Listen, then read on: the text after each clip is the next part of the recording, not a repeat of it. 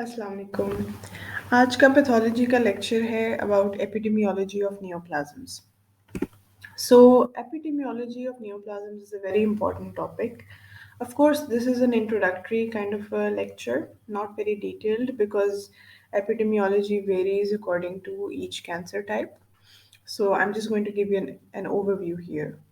तो कैंसर जो है it is one of the leading causes of death worldwide. ठीक है. आदमियों में most common cancers are prostate, lung and colorectal, and in women breast, lung and colorectal. It's important for us to understand the epidemiology so that we can better study the cause and effect and risk factors, all the environmental factors that might be conducive to cancer development, and also come up with better treatment strategies.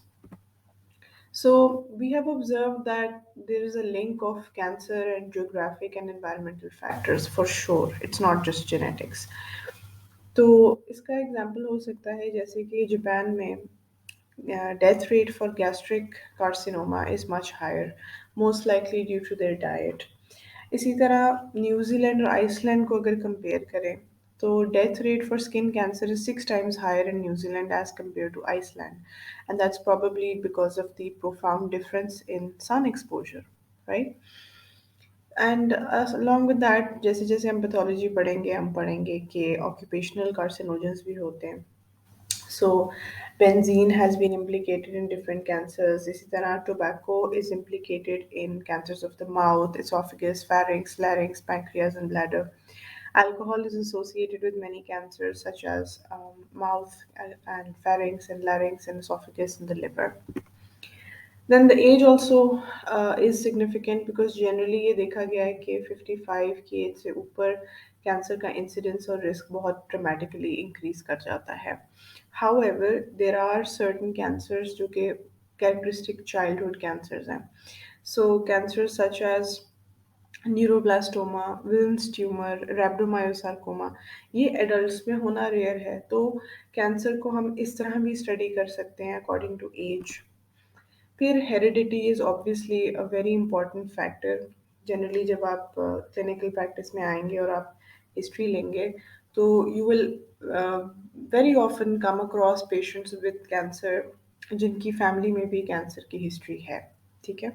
It might not be the same cancer and it may be the same cancer, but you will see a correlation for sure. So there is definitely a role. That being said, just because someone had cancer does not necessarily mean कि उनके बच्चों में भी definitely होगा. It's not a definite or inevitable thing. लेकिन yes, it's a factor. So common syndromes that are associated with defective or mutant gene are, for example, familial retinoblastoma, familial adenomatous polyposis, multiple endocrine neoplasia syndromes, neurofibromatosis types 1 and 2, and von Hippel-Lindau syndrome, and many more. Aside from that, there are acquired paraneoplastic disorders. So they are basically precancerous lesions that have been identified, which dramatically increase the risk of progression to cancer. Mind you, this is not exactly cancer, ये pre-cancerous lesions हैं. तो जैसे कि हमने पढ़ा था कि dysplasia होता है उसके बाद जो है it eventually turns into cancer. लेकिन जब वो हाइपरप्लेजिया डिस्प्लेजिया वाली जो स्टेज होती है अगर ऑफेंसिव जो स्ट्रेस है या इंसल्ट है वो कम हो जाए रिमूव हो जाए तो सेल की रिकवरी भी मुमकिन है. ठीक है. तो इस चीज़ को के लिए एग्जांपल्स हैं एंडोमेट्रियल हाइपरप्लेजिया जो कि अक्सर एंडोमेट्रियल कार्सिनोमा बन जाता है. Cervical dysplasia leads to cervical carcinoma. Actinic keratosis of the skin leads to squamous cell carcinoma.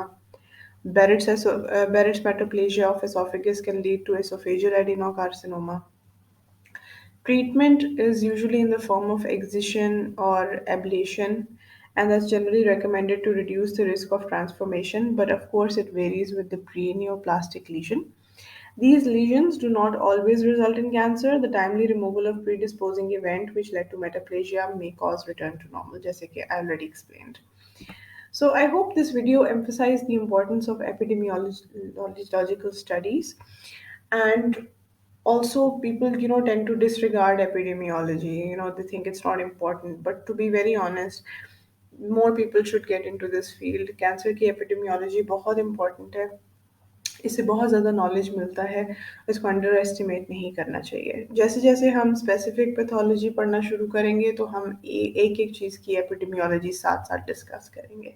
So I hope you like this video. If you liked it, please like, comment, share, and subscribe to my channel and follow me on Instagram and Facebook. And I'll be back with another video. Allah Hafiz.